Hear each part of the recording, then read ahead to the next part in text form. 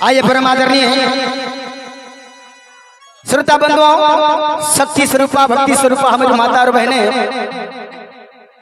आज बड़ी खुशी की बात है कि आज हमारे गांव के करीबी ग्राम देवरा में बड़े भाग्य से जय मां शारदे आदर्श नाच पार्टी का बुलावा हुआ है।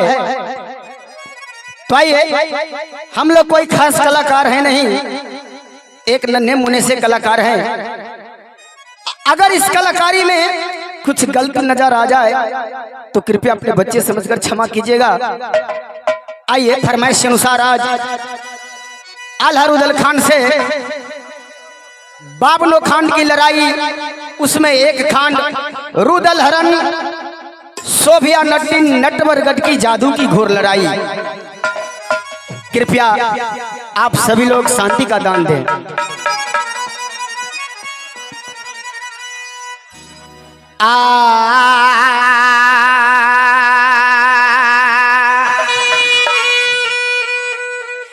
एजी सदा भवानी दाहिनी, एजी सदा भवानी दाहिनी, एजी सन्मुख रहो गणेश। आज पहुँच दे बमिल रक्षा कीजिए, आज पहुँच दे बमिल रक्षा कीजिए। ये जी ब्रह्मा विष्णु महेश,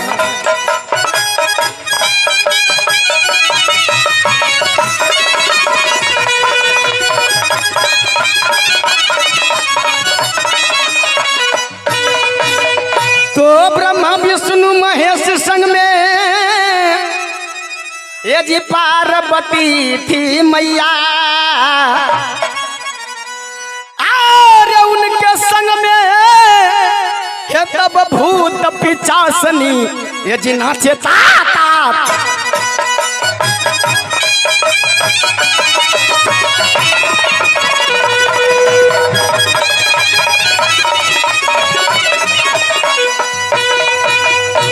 तो नमो नमो हे श्री जानकी, ए जी नमो नमो श्री राम, आज नमो नमो हो श्री लक्ष्मण जी, तब नमो नमो हनुमान।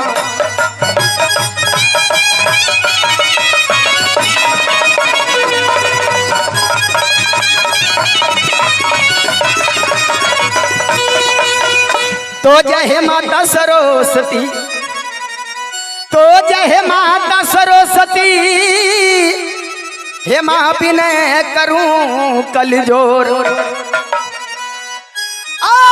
हे मैं बालक हे कछु जानत ना, माँ कंठ विराज हूँ।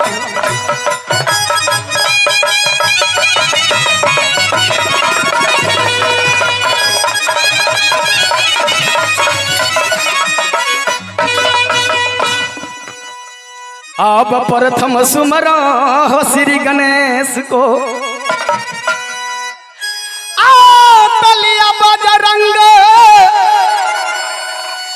बलि के दादा नाम।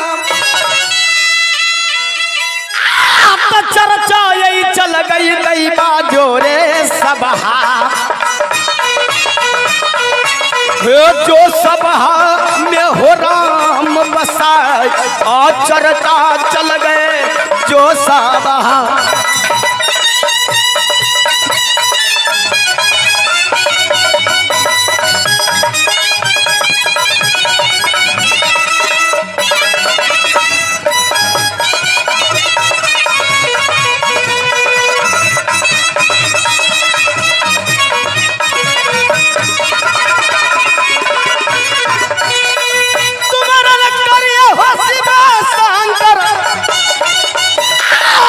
जिनकी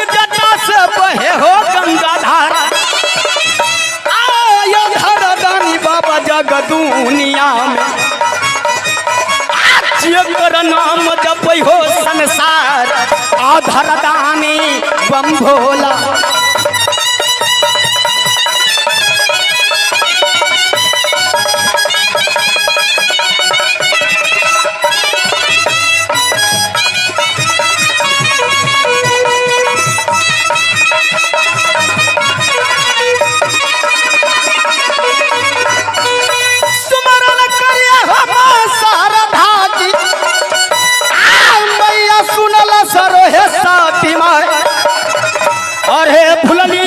मैया कंठ बसबी हो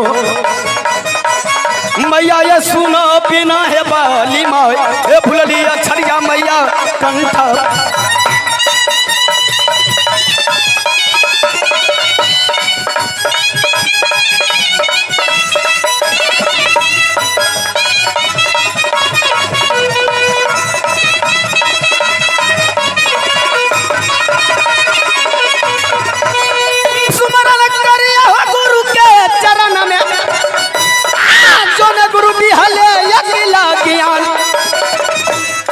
पूजो चरण दादा गुरु यमरा का जौन गुरु दिहले हो अकिल ज्ञान हे पूजो चरण दादा गुरु यमरा का।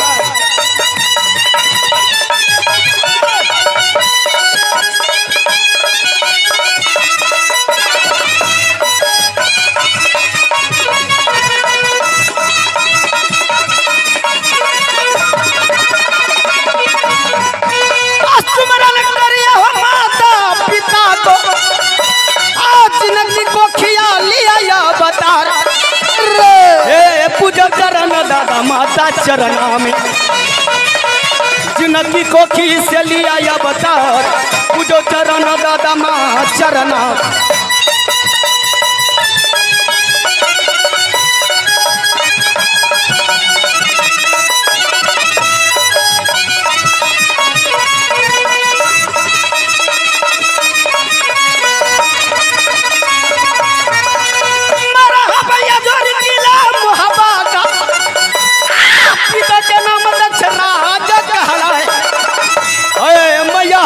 सती देवला लागे भैया ये सुनो सभा के भगवान ये मैया हमारी सती देवला।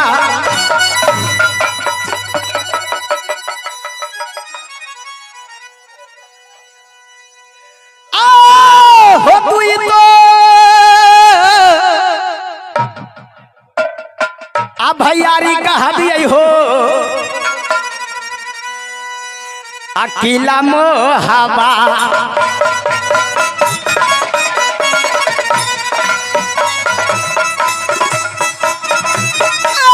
दुई भाई के जोड़ा लगाऊ बंगला में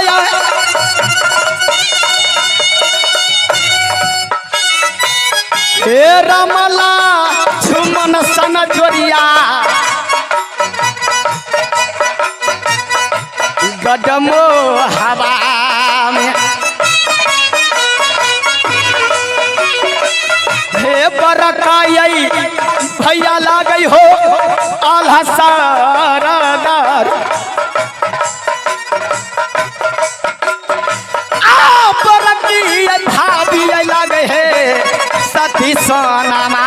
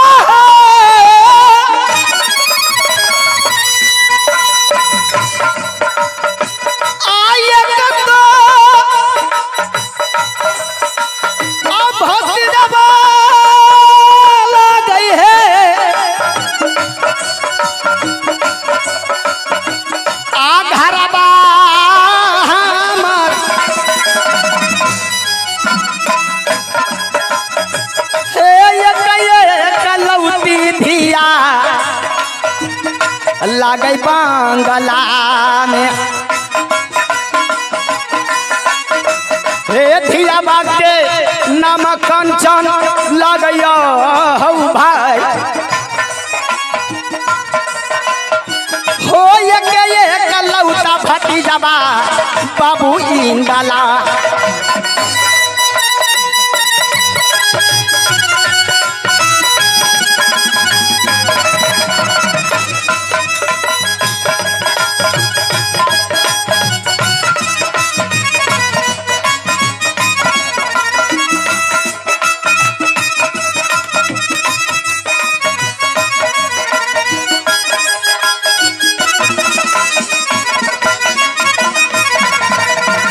हे देहिया के नमुआ हो लगैया आरुदल सारादा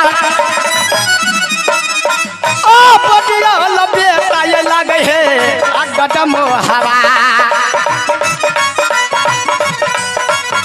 हे ररिया ये बेटा जंगीरुदल सारदार ररिया ये बेटा जंगीरुदल सारदार आके नाही जाने रे दैबा जगदून।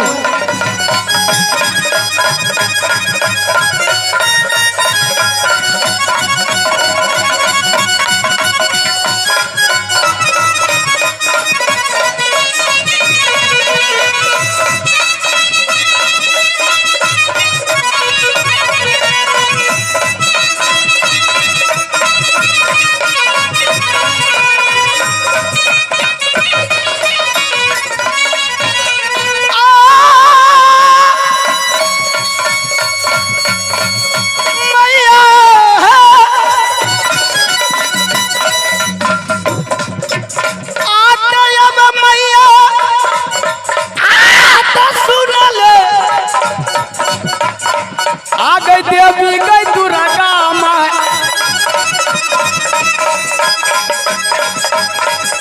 आ गई नित्य दिन ये आपू जन्म बैमनी आगे आ देव मठिया में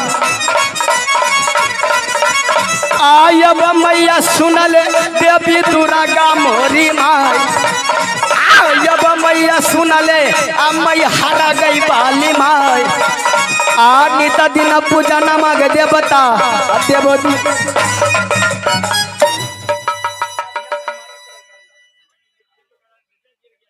याद है सजनों मार भैया किला मोहब्बा वाला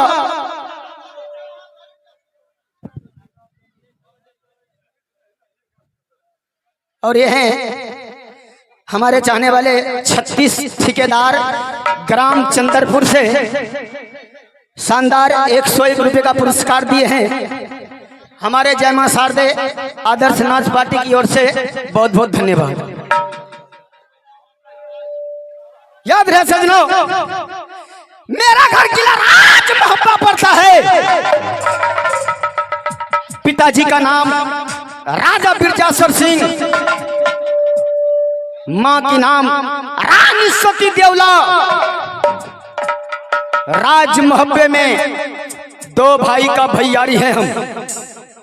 बड़े भाई साहब का नाम अमरपति आल्हा सरदार, बड़ी भाभी सती सोना सुकुमार। महल में एक भतीजा और एक भतीजी है। भतीजे का नाम इंदल कुमार और भतीजी कुमारी कंचन है। और मेरा ही नाम जंगीरुदल सिंह पड़ता है। प्यार से भाई साहब हमें उदय चंद कहकर बुलाते हैं। लेकिन आज मैं क्या देख रहा हूं,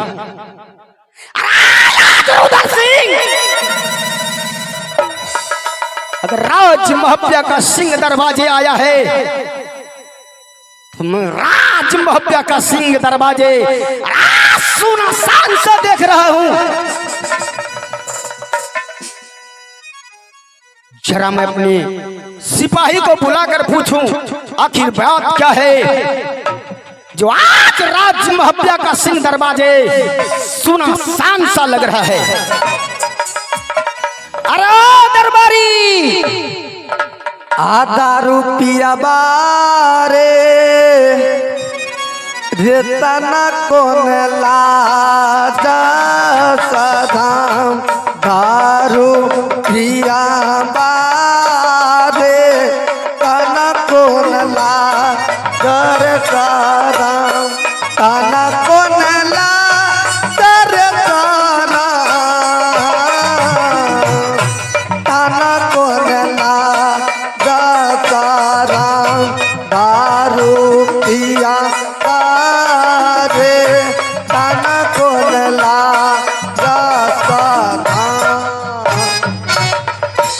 गोर लागे छिया सदा खुशी रहो। हमें तोरा की कलिया गोर रमजादा अहिरी बर गए मिर्गी यार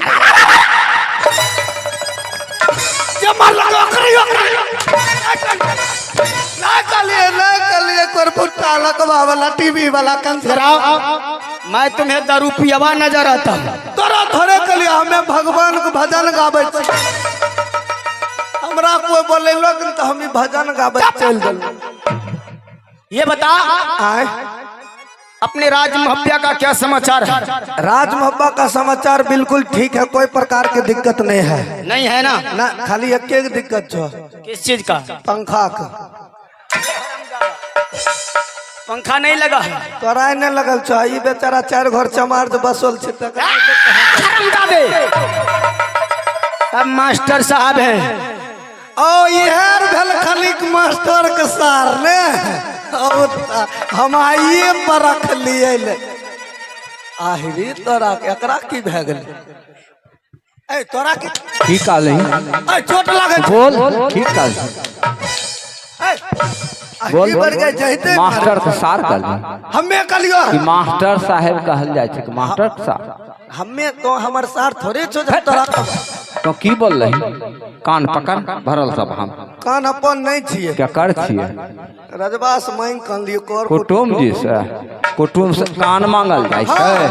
रुपा पैसा छिए कहै छो कान पकड़ के उठ बैठ कर जल्दी कर। कौन चमार को फेराम करलही कि ना? करे 5 बार उठ बैठ करे सभा हमरा नहीं हो छै को हिंदू हिंदी में नहीं तो इंग्लिश में गान। हाँ हम गाने छो तो उठ बैठ कर नहीं तोरा गाने लावे छो का नहीं आवे अच्छा तो ही गान 1 हाँ 2 2 3 4 फार फुर फार फम टाक टाक टाक टाक 1 2 3 4 5 होइ छै फुर फार जा चुपचाप बैठो बाप माय नहीं पढ़िल को तोहे तो बाउए छो ई करबो मालिक एकरा आर के दुख पड़े छै तो कुर्तो पर आफत भए जाय छै। तोहर बाप दल कौन सिलाई हमर बाप देता से हमरा बाप कमा के रखल चलो फिर हमर लाठी ले छै लेबो नहीं अनरगर वाला बात कबो है त आप देखे मोरतर चीज कुर्ता फाइट देख लो बो वाला केस छिए हम पकड़ हो ने मालिक हरामजादा बहुत ए तोरा कौन बीमारी धैले छ एक तू गेले छटपटे के तोरा कौन छटपटी देने छ? ये सब जितने भी बैठे हुए हैं ना हाँ ये सब मास्टर साहब है। साज मास्टर मास्टर साहब स्कूल में रहे छे बच्चा के पढ़वे छे कि है चाम ढोलर पिटने घुरे छे। ए हरामजादा अगर वो मास्टर साहब नहीं बजाएंगे ना तो हम कलाकार कभी गा नहीं पाएंगे। हाँ हमरा से बेसी पढ़ल लिखल छे वो पढ़ल लिखल है तभी तो मास्टर बन गया। तू मारा हमरे सब चला छियो ई कोन ई सब से छटका चला भेले बड़का चला पैड बजबे छो। महाराज राज मोहब्बा में कोई प्रकार की दिक्कत नहीं है। आपका बड़े भाई साहब नित्य प्रत्येक दिन माँ देवी दुर्गा को खड़ा अमर बिल्ली दरबार को पूजा करके उसके बाद राजसभा में जाकर बैठते हैं। अच्छा हाँ क्यों नहीं?